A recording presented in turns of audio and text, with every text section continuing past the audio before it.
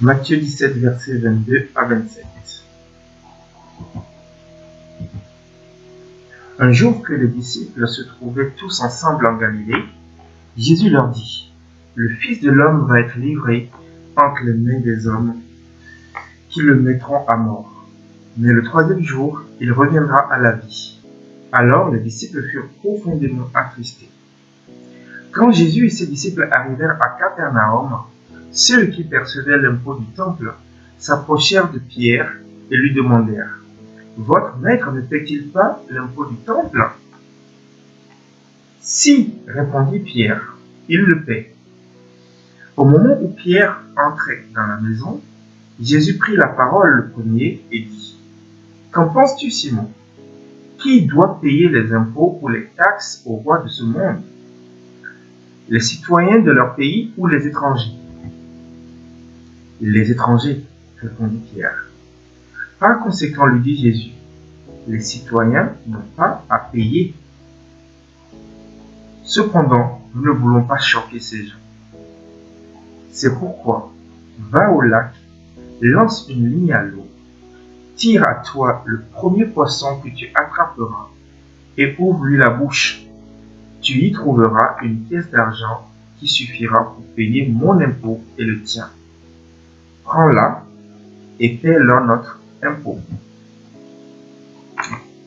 Le passage que nous méditons aujourd'hui est placé par l'évangéliste Matthieu après le récit de la transfiguration de Jésus et la guérison d'un enfant épileptique. Nous pouvons remarquer les points suivants dans ce passage. Jésus annonce aux disciples sa mort et sa résurrection. Du verset 22 au verset 23, Jésus annonce de nouveau aux disciples sa mort et sa résurrection. Les disciples ne comprenaient pas, mais n'osaient pas poser de questions. En effet, il était difficile pour eux de comprendre que le Sauveur puisse mourir. Au vu des miracles que Jésus faisait, ses disciples ne pouvaient comprendre sa mort. De plus, dans la conception générale de l'époque, les Juifs s'attendaient pour la plupart à un Messie guerrier qui allait les libérer de l'occupation romaine. L'impôt du temple. Du verset 24 au verset 26, on nous parle d'un receveur d'impôt du temple qui demande à Pierre si Jésus paie l'impôt du temple. En quoi consiste l'impôt du temple? L'impôt du temple est un impôt qu'on retrouve dans Exode 30, verset 12 à 16 et dans Néhémie 10, verset 32. Il avait pour but de servir aux besoins du temple. Pierre a répondu sans hésitation au receveur d'impôt du temple que Jésus payait ses impôts, probablement sans réellement comprendre toute la teneur de sa réponse.